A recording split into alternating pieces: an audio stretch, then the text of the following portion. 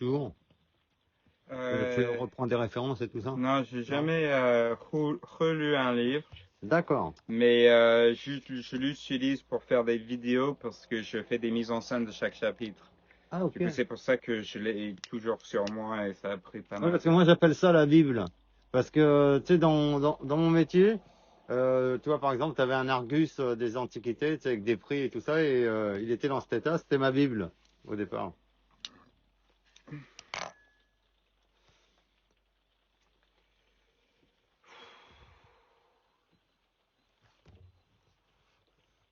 Je crois que je vais jouer au loto. Pour acheter un terrain ici. J'ai jamais joué au loto. Ce sera peut-être le moment.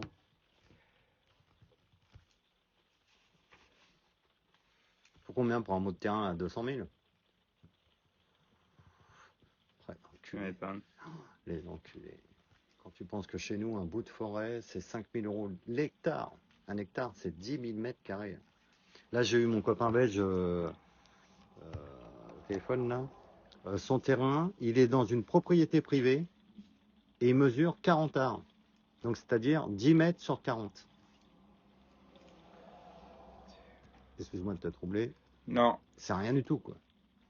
Et en plus, il est dans une propriété privée. Et si on fait, j'en mets 12? Mmh. Ah ben, c'est encore mieux. 12, ça Non, marche. dis pas ça parce que c'est un mensonge. Toi, tu 11, voudrais pas.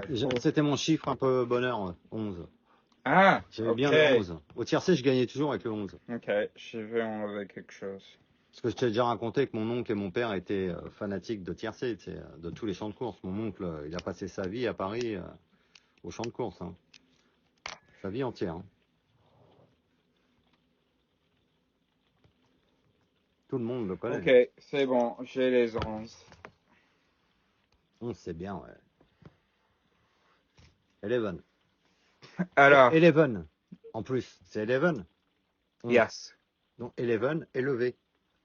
Beautiful. Oh la vache, sans faire exprès, tu vois. Non, mais là, c'est magique. Hein.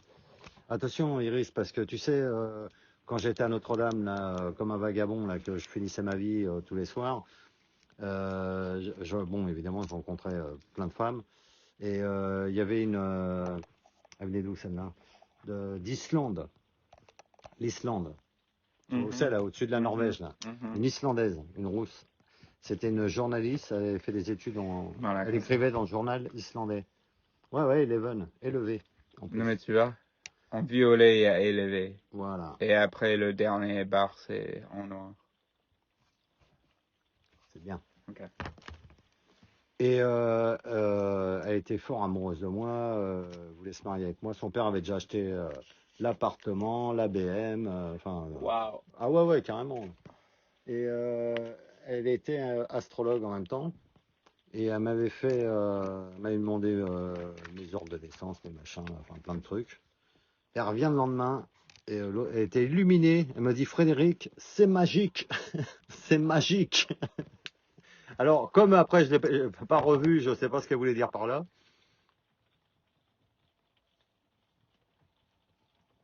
Et c'est elle qui m'a donné ce livre à lire, Sinoué l'Égyptien. Et c'est grâce à ça, peut-être après, que j'ai arrêté de boire. C'est grâce à ce livre aussi. Parce que Sinoué l'Égyptien, c'était l'histoire d'un général du pharaon. Ok. Qui était alcoolique, qui a ruiné sa famille. Ses parents se sont suicidés. Il a croqué toute la fortune de la famille. Il était tombé plus bas que terre. Et après, en se relevant, en arrêtant de boire, il est devenu général du pharaon. De quoi? Sinoué l'Égyptien, c'est l'histoire au temps des pharaons. Pharaon de quoi? Hein? Pharaon de quoi? C'était De quelle ville? Ou enfin il est devenu général du pharaon de l'époque. Ah ok. Tu vois? Cool. De zéro, en arrêtant de boire, il est remonté général. Très bien. Alors Fred, c'est très beau que tu m'aies fait faire cette liste. Parce que moi je te propose que ce soit notre petit itinéraire pour les jours qui arrivent.